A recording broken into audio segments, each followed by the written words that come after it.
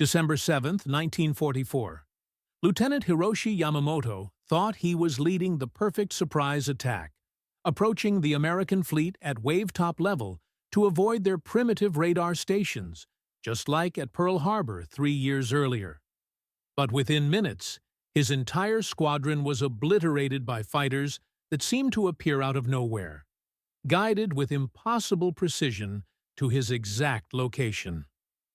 How did America develop a secret weapon so advanced that Japan's most experienced pilots were flying blind into perfectly orchestrated ambushes? The sun was just starting to peek over the ocean on December 7, 1944. Lieutenant Hiroshi Yamamoto sat in his Zero fighter plane on a small island airstrip. He had flown in battles for 3 years now. He fought at Midway. He fought at Guadalcanal. He was one of Japan's best pilots. Today felt different, though. Today felt like the old days when Japan was winning. The war was not going well for Japan anymore. American ships and planes were getting closer to Japan every month. Japanese leaders were getting scared. They were running out of good pilots. They were running out of fuel. They were running out of hope. But they still believed in one thing. They still believed that brave Japanese pilots could beat the Americans if they were smart about it. Yamamoto looked at his watch.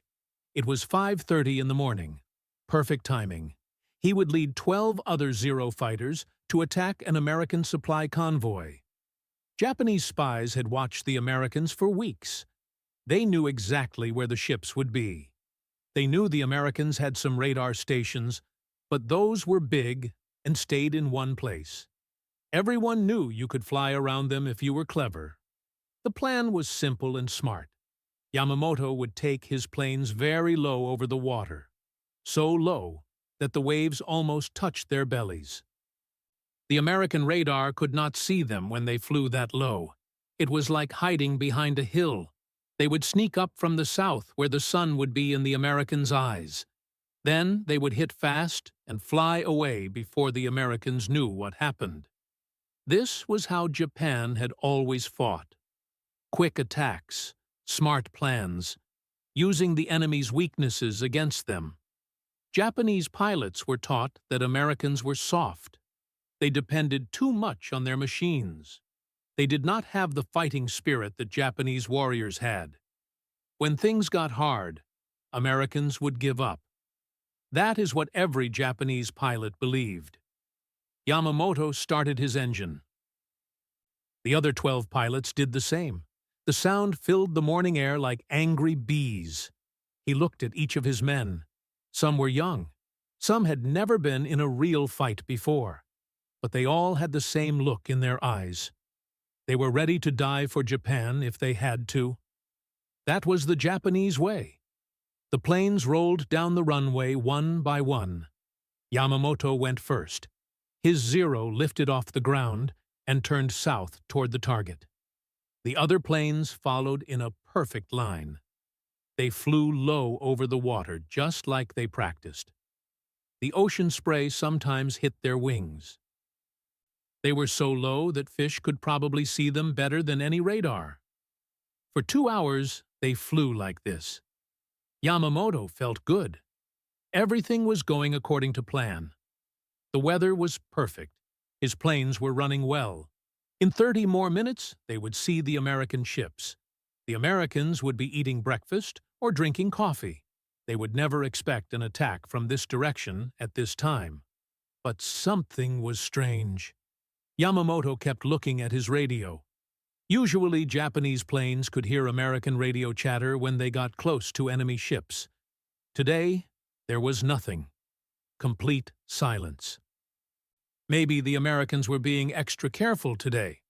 Or maybe they were just lazy like Japanese propaganda said they were. 20 miles from the target area, Yamamoto started to climb higher. He needed to see over the horizon to spot the American ships. His 12 planes spread out in attack formation.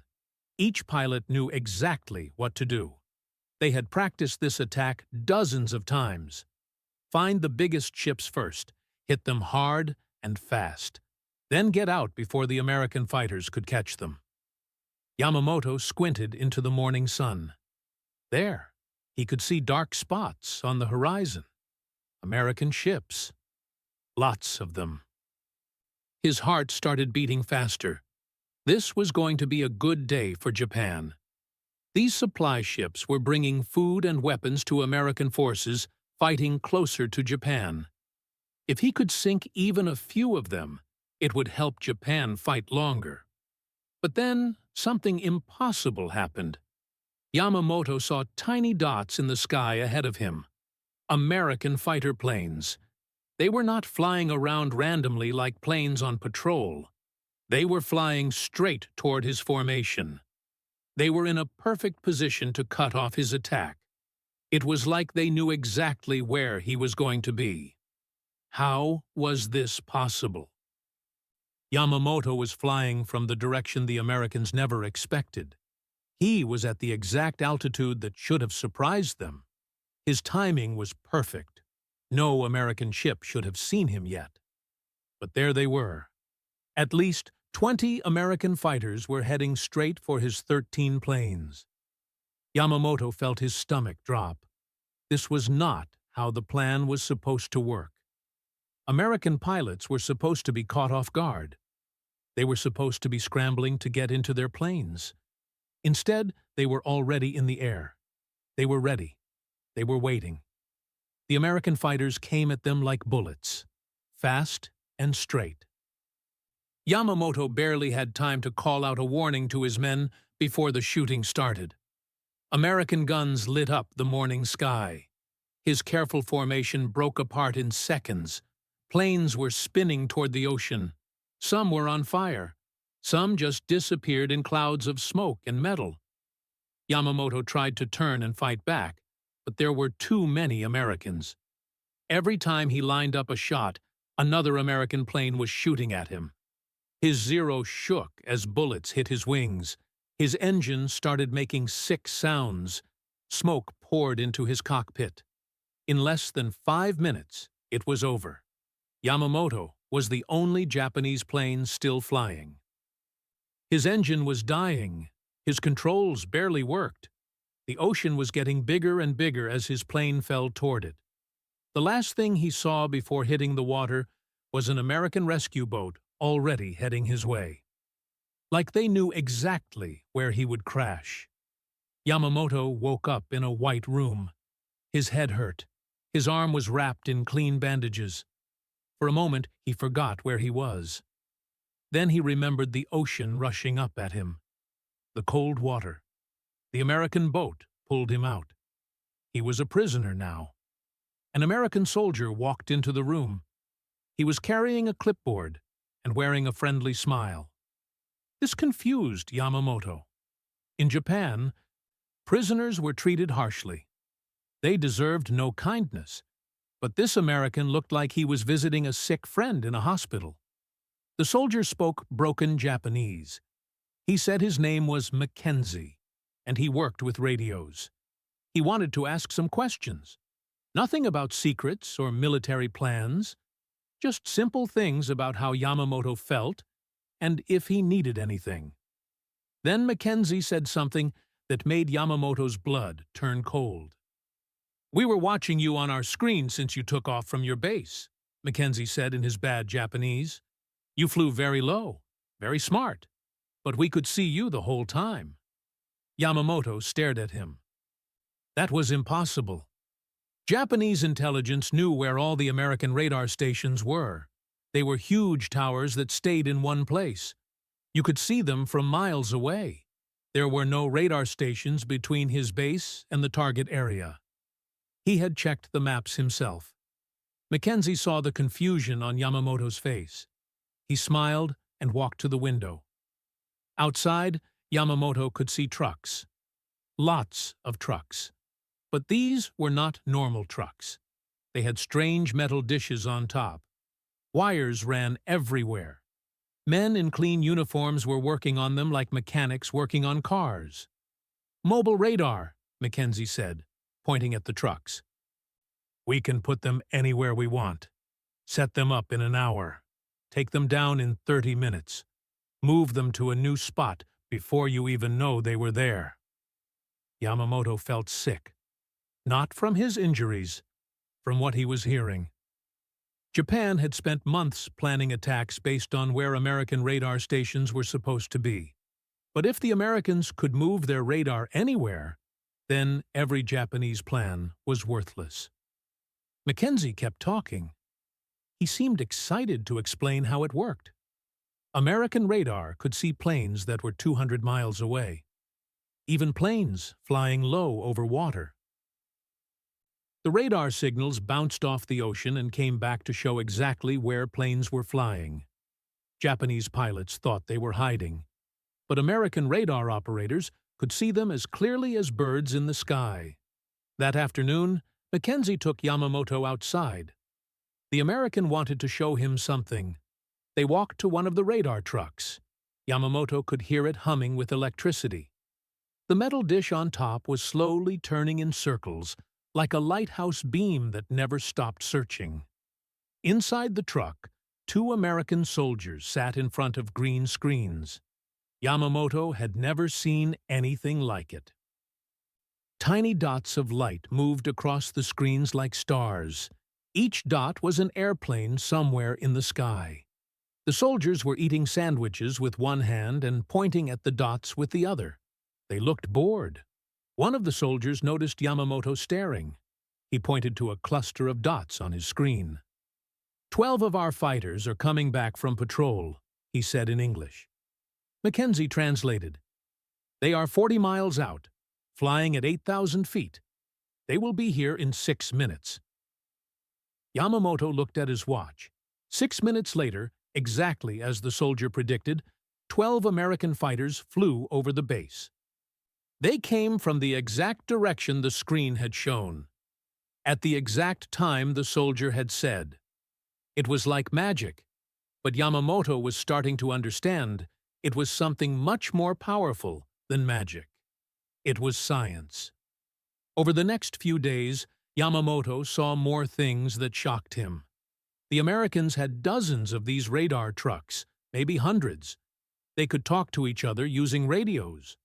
When one truck spotted enemy planes, it told all the other trucks instantly. Then all the trucks worked together to guide American fighters to the exact right place. Japan had 3 radar stations for the entire Pacific.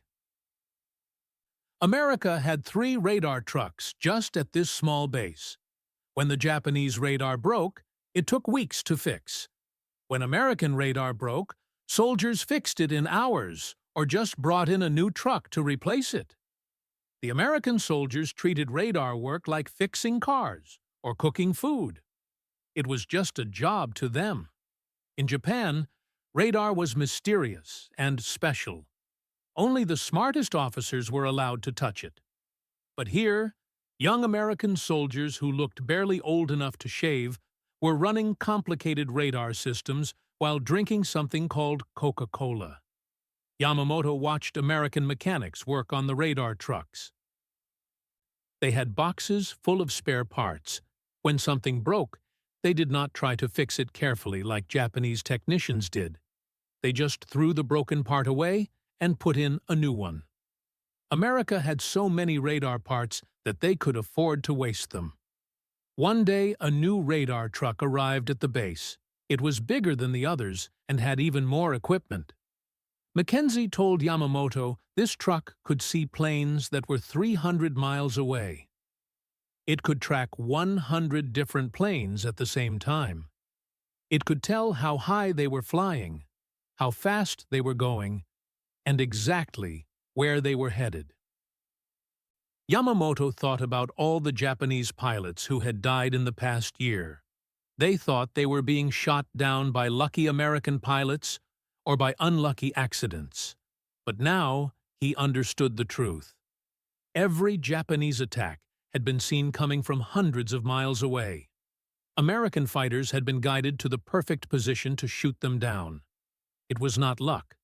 It was not even a skill. It was technology that Japan did not know existed. That night, Yamamoto lay on his bed and stared at the ceiling. Everything he had been taught about the war was wrong.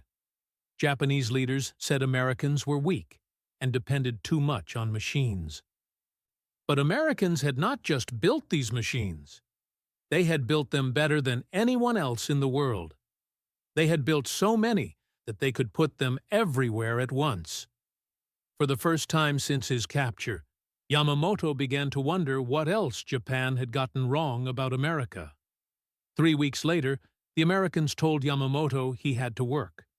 All prisoners had to help with jobs around the base. They gave him a choice. He could work in the kitchen, help fix roads, or work on airplanes. Yamamoto chose airplanes. Even as a prisoner, he was still a pilot at heart.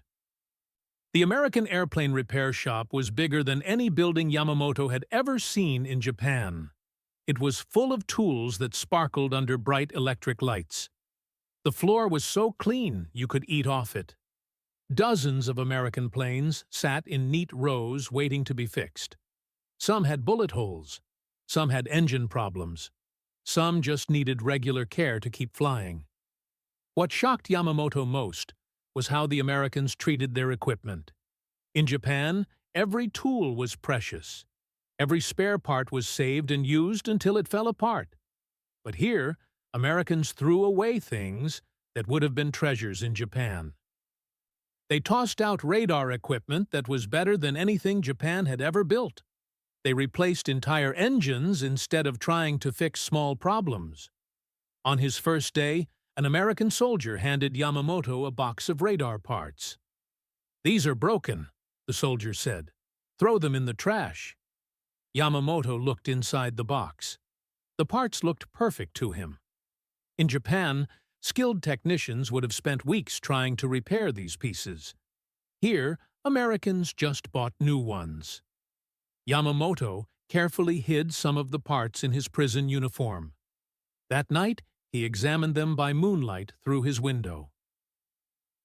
The metal was smoother than anything Japan could make. The wires were thinner and stronger. Even broken American radar parts were more advanced than the best equipment Japan had. The next day, Yamamoto met Chen. Chen was a Chinese-American soldier who worked on radar systems. He spoke perfect Japanese because his parents came from China, and he had studied languages in college. Chen was only 22 years old, but he understood radar better than Japanese officers who had studied it for years. Chen saw Yamamoto looking at the radar parts. Instead of getting angry, he smiled. "You want to know how it works?" Chen asked in Japanese. "I can show you." Chen took Yamamoto to a broken radar truck. The truck had been hit by enemy fire and could not be repaired quickly enough for battle, but the radar inside still worked. Chen turned it on and began explaining how radar worked. He used simple words and drew pictures in the dirt with a stick. "Radar sends out radio waves," Chen said, "like throwing a ball at a wall. The ball bounces back to you. Radio waves bounce off airplanes and come back to the radar. We can tell how far away the airplane is by how long it takes the radio wave to come back." Yamamoto listened carefully. This was not magic. It was not even very complicated. It was just smart thinking and good engineering. But Japan had never learned to do it well. Japanese radar was weak and broke easily. American radar was strong and worked in any weather. Chen showed Yamamoto how Americans made their radar better. They did not just build one type and stop. They kept building new types that worked better than the old ones. They tested each new design hundreds of times. They fixed every small problem until the radar was perfect. Then they built thousands of copies. In America, we have factories just for making radar parts, Chen explained. Factories bigger than this entire base. They make radar equipment day and night. We have so much radar that we can put it everywhere. Yamamoto felt something breaking inside his chest. Not his ribs, which were healing fine. Something deeper. Something he had believed his whole life. He had been taught that Americans were weak, because they used machines instead of fighting spirit. But now he saw the truth. Americans built those machines. They understood them better than anyone else in the world. Chen kept talking. He explained how American universities taught thousands of students to build and fix radar, how American companies competed to make the best equipment, how American scientists shared their discoveries so everyone could learn. In Japan, radar knowledge was kept secret. Only a few people understood it. In America, radar knowledge was taught in schools. That evening, Yamamoto sat alone in his prison room. He thought about his old squadron, about the young pilots who had followed him into battle. They had died believing they were fighting honorably against a weak enemy. But they had really died because Japan had sent them to fight with old ideas against new science. Yamamoto remembered what his instructors had taught him in flight school. They said Americans had no fighting spirit. They said Americans would give up when things got hard. They said American pilots were cowards who hid behind their machines. Every single thing his instructors had said was wrong. Americans did not hide behind their machines. They built their machines. They understood their machines. They made their machines better every day. American pilots were not cowards. They were warriors who used the best tools they could create. Japanese pilots had courage. But courage without good tools was just a way to die bravely. For weeks, Yamamoto had been angry about being captured. He had been ashamed that he survived when his men died. But now he felt something different. He felt like he was waking up from a long dream. A dream where Japan was strong and America was weak. A dream where fighting spirit mattered more than engineering. A dream where the old ways were always the best ways. The dream was over. Reality was much more frightening than the dream. America was not just bigger than Japan. America was smarter than Japan. America had millions of people working together to build better weapons, better radar, better everything. Japan had brave pilots and ancient traditions. In a war between science and tradition, science always won. Yamamoto started asking Chen to teach him English. He wanted to read American books about engineering and science. He wanted to understand how Americans thought about problems. Not just radar problems, but all problems. Chen was happy to help. He brought Yamamoto textbooks from the base library. Reading those books was like discovering a new world. Americans did not just accept things the way they were. They asked questions. They did experiments. They measured everything carefully. When something did not work, they tried to figure out why. When they found a better way, they shared it with everyone. In Japan, questioning tradition was dangerous. In America, questioning everything was how you learned. Yamamoto began to understand why American radar was so much better than Japanese radar. Americans had been asking questions and finding better answers for years. Japan had been protecting old answers and refusing to change. One night, Chen found Yamamoto reading by candlelight. "What are you thinking about?" Chen asked in Japanese. Yamamoto looked up from his book. "I am thinking that we were not fighting you," he said slowly. "We were fighting your schools. We were fighting your factories. We were fighting your way of thinking. We never had a chance." Chen nodded sadly. "War is not just about brave soldiers," he said. "War is about which side can build better tools and use them smarter. Your pilots were very brave, but brave is not enough anymore." Yamamoto closed his book and stared out the window at the radar trucks. Their metal dishes turned slowly in the moonlight, always watching, always searching. Tomorrow, there would be different trucks in different places. But the sky would never be empty of American eyes again. Everything Yamamoto had believed about power and strength and honor was changing. Real power comes from understanding the world better than your enemy. Real strength came from building better tools than your enemy could build.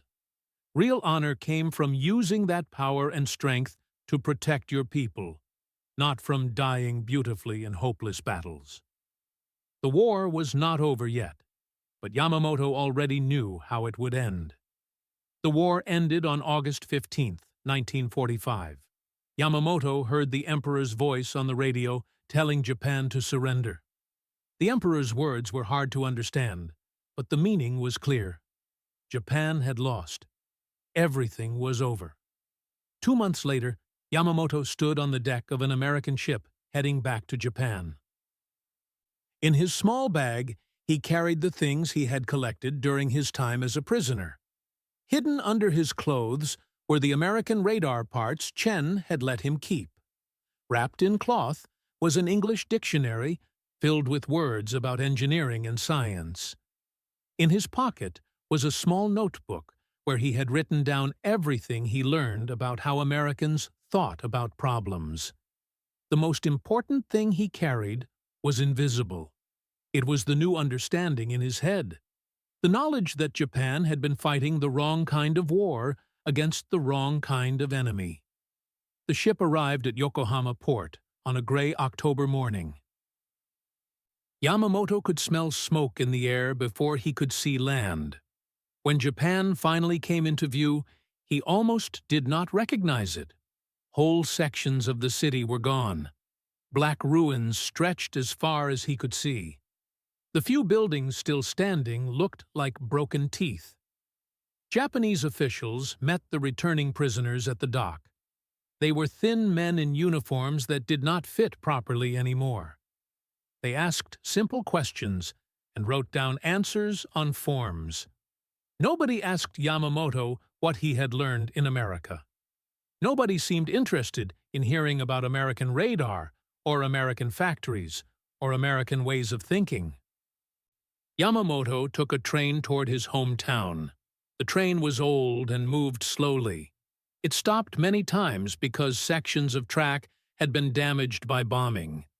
Through the windows, Yamamoto saw rice fields where no rice was growing. He saw factories with no roofs. He saw people walking along roads carrying everything they owned. At every station, people got on the train carrying bundles and boxes.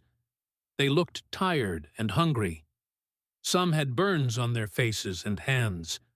Children pressed their noses against the windows and stared at the destruction outside. Nobody talked much. What was there to say? When Yamamoto finally reached his family's village, he almost walked past his own house. The building was still there, but it looked much smaller than he remembered. The paint was faded. The roof had holes. His mother was in the garden trying to grow vegetables in soil that looked like dust. His mother cried when she saw him. She had thought he was dead. For 2 years, she had heard nothing. She prepared a meal for him, but there was not much food. Rice mixed with other things to make it last longer. Vegetables that were mostly leaves and roots. Tea made from burned rice, because there was no real tea. That evening, Yamamoto sat with his mother and told her about the war. He tried to explain what he had learned about America, but the words sounded strange in Japanese. How could he describe radar trucks to someone who had never seen a telephone? How could he explain American factories to someone who lived in a village where the biggest building was the school? His mother listened politely, but Yamamoto could see she did not understand. She kept talking about the Japanese spirit and how the Americans had won because they used dishonorable weapons. She had heard that America dropped terrible bombs that could destroy entire cities. She thought this proved Americans were evil, not that they were smart.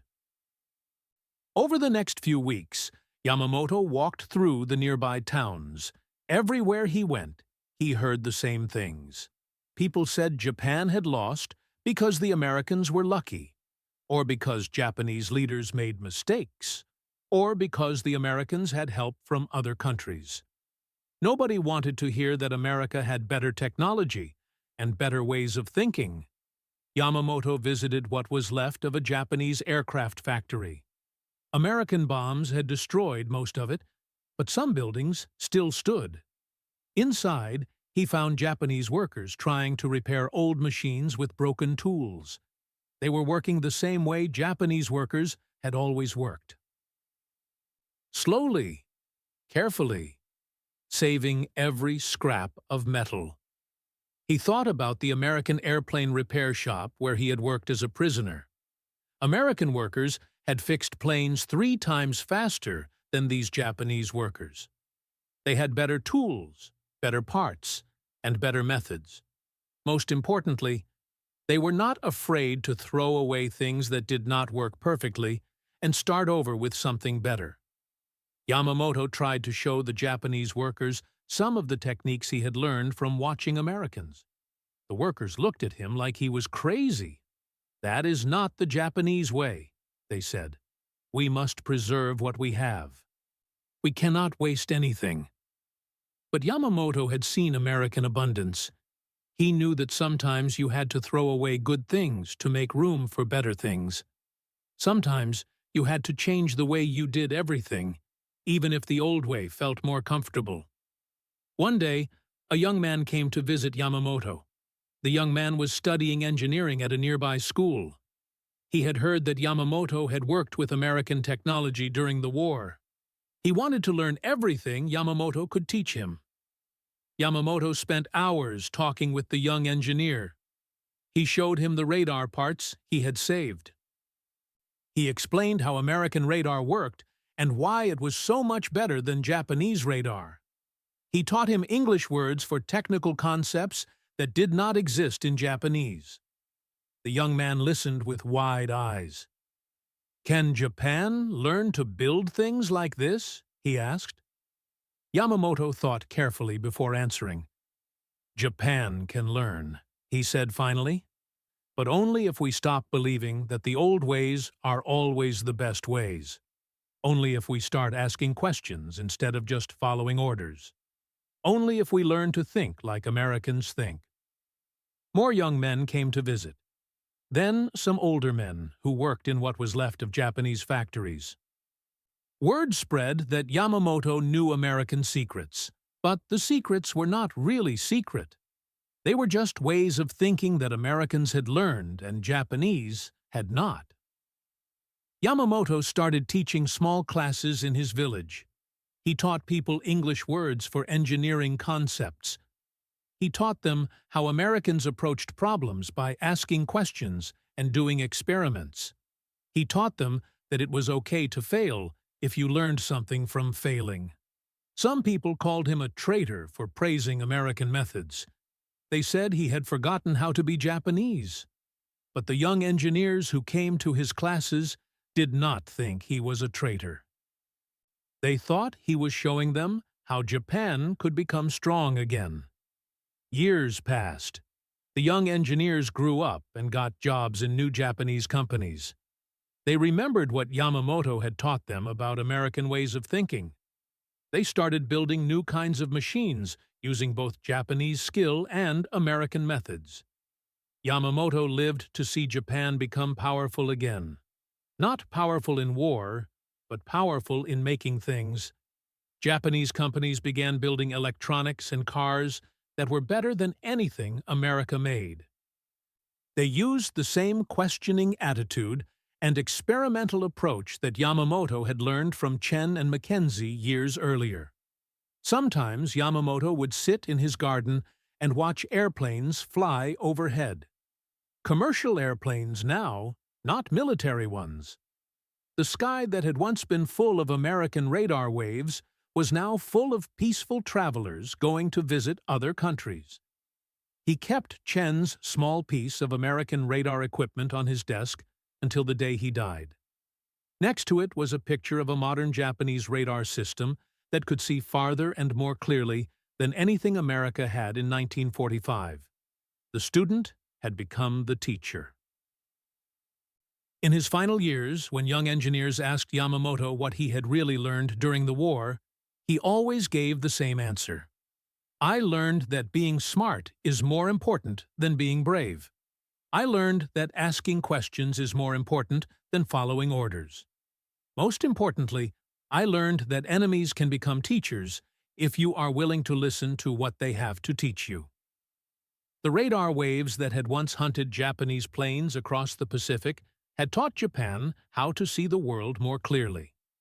In the end, that may have been America's greatest victory of all.